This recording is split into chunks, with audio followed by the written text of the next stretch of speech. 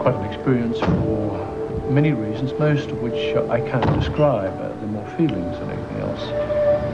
Going into Parliament House from here in the black limousine, the Rolls Royce, the police escort ahead and moving ahead at a fairly moderate pace, almost a slow motion performance, and there was rather beautiful requiem music by Furore with the Cambridge Singers. It gave an eerie feeling, actually, finally. The moment of transition was here, complete and final. I, William George Hayden, do solemnly and sincerely affirm and declare that I will be faithful and bear true allegiance to Her Majesty Queen Elizabeth II, her heirs and successors according to law. Well, it's interesting the number of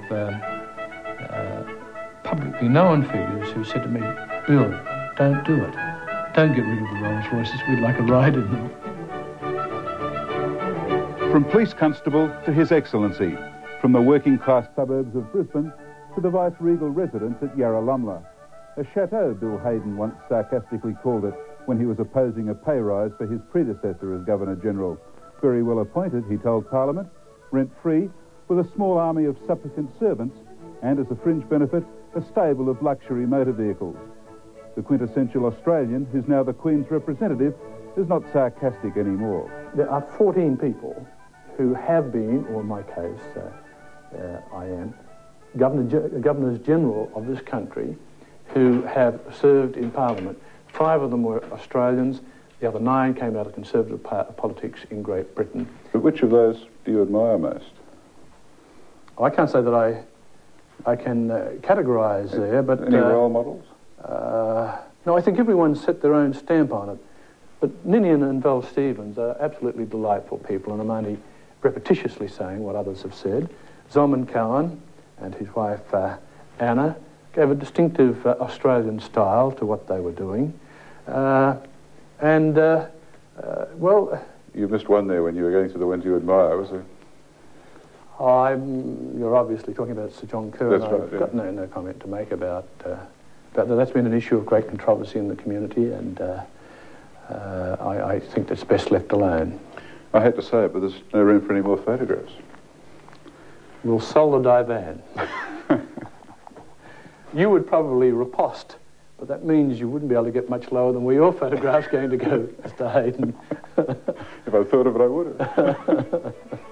Bill Hayden's climb to the top started 28 years ago, from backbench MP to Treasurer to Opposition Leader to Foreign Minister, and finally, Australia's 21st Governor-General. The trophies of a long career in public life now decorate the Hayden's private rooms at Yarralumla. Ho Chi Minh City, beautiful. It really is. So in this one in Malaysia we got it, but in fact it's more Burmese type, border into India. There's a soapstone carving from the northern parts of Canada. That statue up there, that's from, where'd you buy that? Inglewood in Cambodia, yes.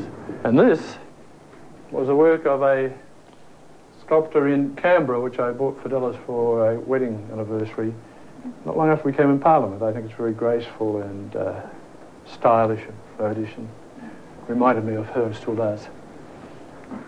Well, Laurie, this is the bedroom, and it's commodious. It's quite comfortable. I'm talking about a total area, but then you have other advantages like the grounds here. What I clearly will have to do is develop hobbies for our free time on weekends to preoccupy us, but we'll be settling in for a few months.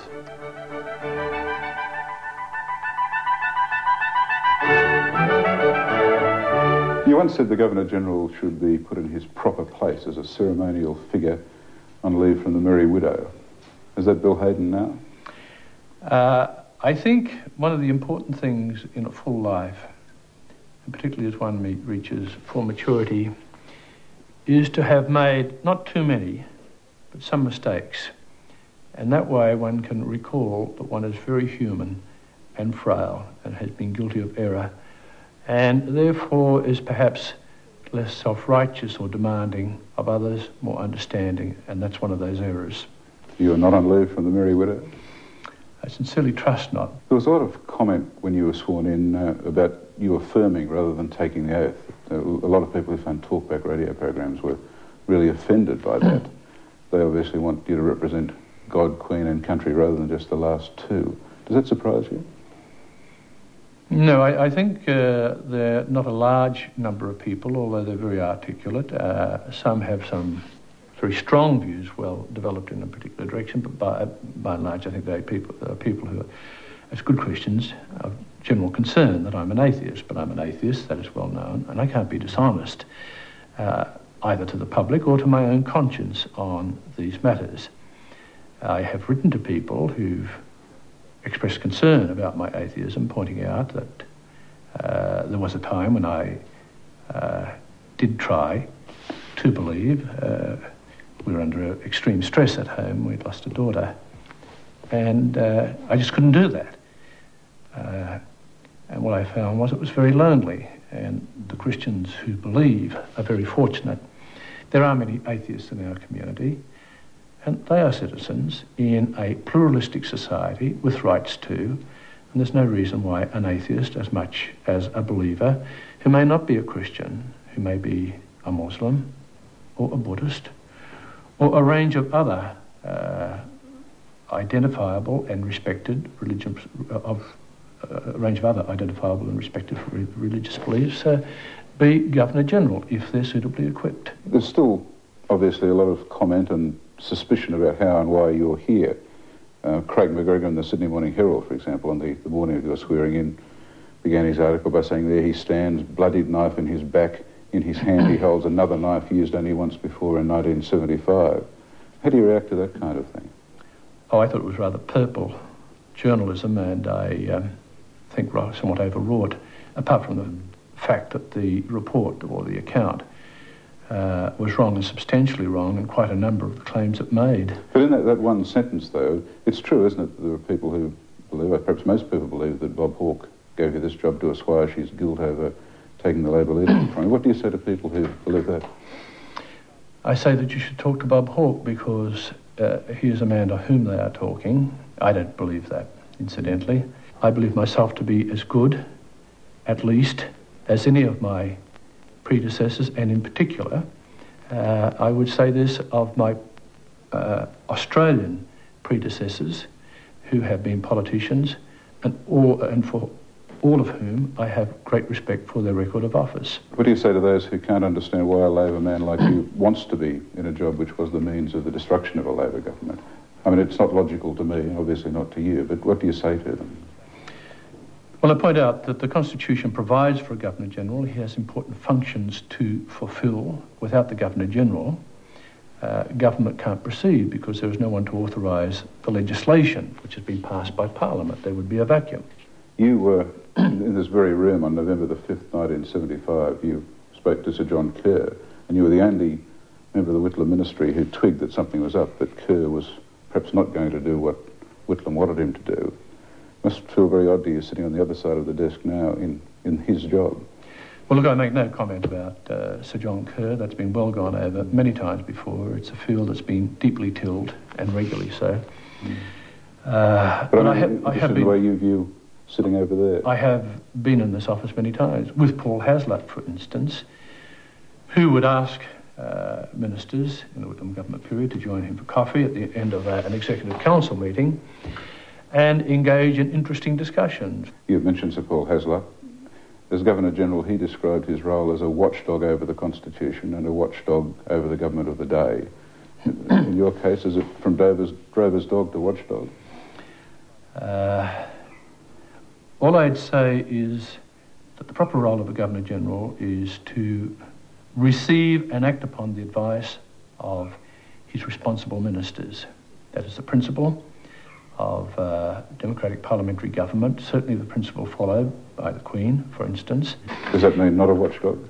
If there are concerns about the drafting of legislation, then these are matters which properly should go to the High Court of Australia. It's been set up for that purpose.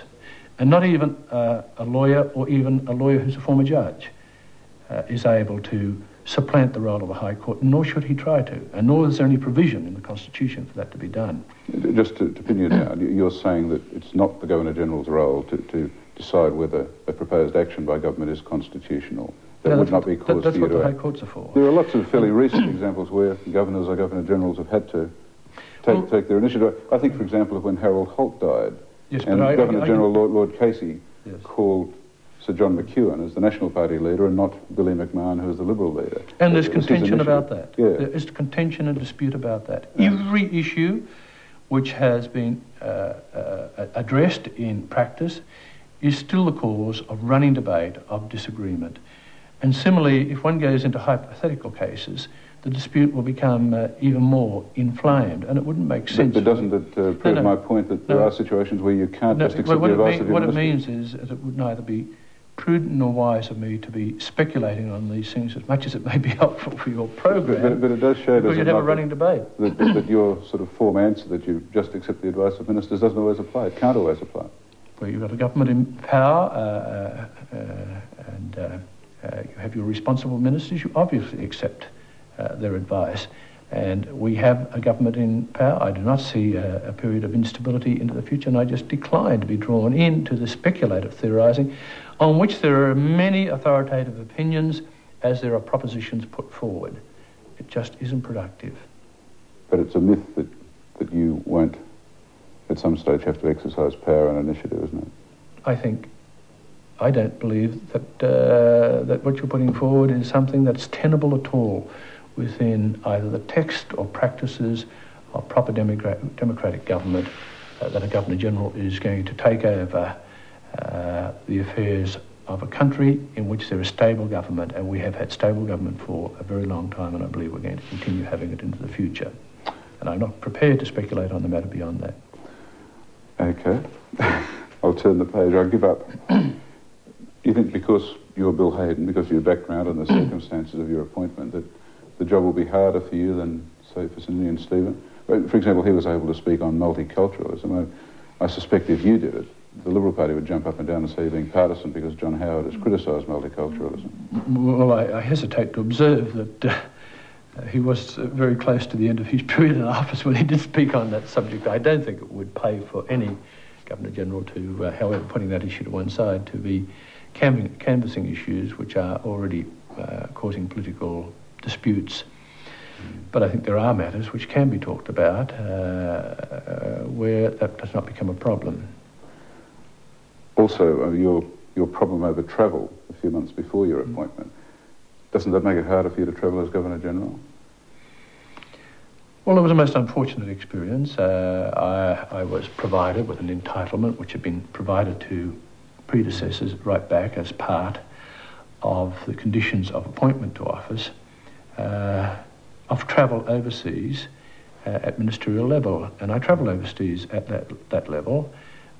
Leaders of the opposition travel overseas at that level, and so do ministers. And all I can say is I regret very much the publicity which occurred in the wake of that. So the reason I asked that question, you're off very soon to represent Australia at the funeral of the Japanese Emperor, and you're travelling, I think, by Boeing. Now, some Liberal senators are already saying this is disgraceful. There's only Bill Hayden and 5 other people taking a big jet. Now, obviously, you're a head of state. You should travel in style. You should take that jet. The standard of travel which I'm using was organised before I came into this job by officers of Government House. I will be staying, I think, at the Imperial Hotel in Japan. It would be curious if, as head of state, I stayed at in a hotel standard less than that. I suppose, if it's felt necessary, I can travel with a cut lunch in economy class. But I just wonder whether you think this will die down quickly. Obviously, you hope it it's not for me. I'm not generating the problem. I don't want to comment any further on it. It's been most unfortunate and caused considerable embarrassment. And I haven't been able to respond, and I'm not responding now, with any vigorous sort of defence or detail of either what my conduct had been or that of others. I just don't think they're productive. I've got to keep clear of this sort of dispute. Mr. Hayden, thank you. Thank you.